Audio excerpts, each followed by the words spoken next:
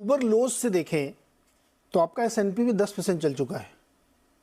तो इसलिए मैंने कहा कि आपका यूएस मार्केट ना अलग एक अपनी अलग कहानी बना के बैठा है और फेड एक अलग कहानी, तो दोनों के बीच में एकदम अपोजिट डायरेक्शन में सोच चल रही। तो कौन मतलब जीतेगा, कौन, ये किसकी चलेगी?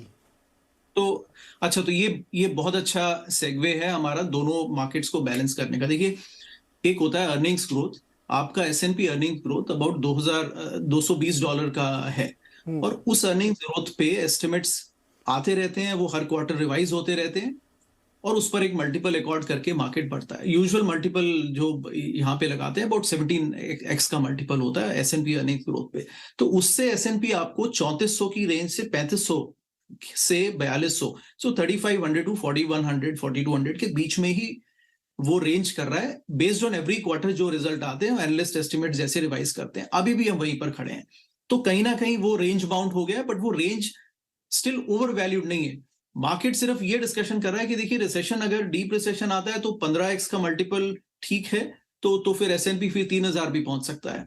लेकिन अगर नहीं आता तो 17x पे 3400 3500 is a very good level to buy, right. तो एक ये पॉइंट हो गया। सेकंड, अर्निंग्स कितनी ड्रॉप करेंगी, और वहां पर मैं अभी निफ्टी पर आता हूँ नीरज जी। वो एक इंपॉर्टेंट है। देखिए, इंडियन मार्केट्स जब बढ़े ना, तो अभी पिछले 2-3, आफ्टर 2018 आपका निफ्टी अर्निंग्स अबाउट 450 की रेंज में था, और वो बढ़ नहीं रहा था। आफ्टर कोविड उसमें एक सडन रिवाइवल आया, तो वो 450 की रेंज से 850 की रेंज में आपकी निफ्टी अर्निंग्स पहुंच गई। उससे market multiples despite being very high, वो सस्टेन कर गए। अभी भी 22-24 की रेंज में मल्टीपल्स देखते हैं। तो यहां से जो रफ्तार, अब दो मार्केट्स को कंपेयर करें, तो Indian 2022 was a slow burn year, या स्लो ग्राइंड जिसको कहें हम, फॉर एसएनपी। वो रेंज बाउंड था, कहीं नहीं जा रहा था। It was trying to absorb the earnings, absorb the recession, और एब्जॉर्ब द इंटरेस्ट रेट्स। अब इंडियन मार्केट्स की बारी है। आई थिंक 2023 ये स्लो बर्न का समय है नीरज जी। आपको अर्निंग्स ग्रेजुअली आएंगी, उनको इवेल्युएट करना पड़ेगा।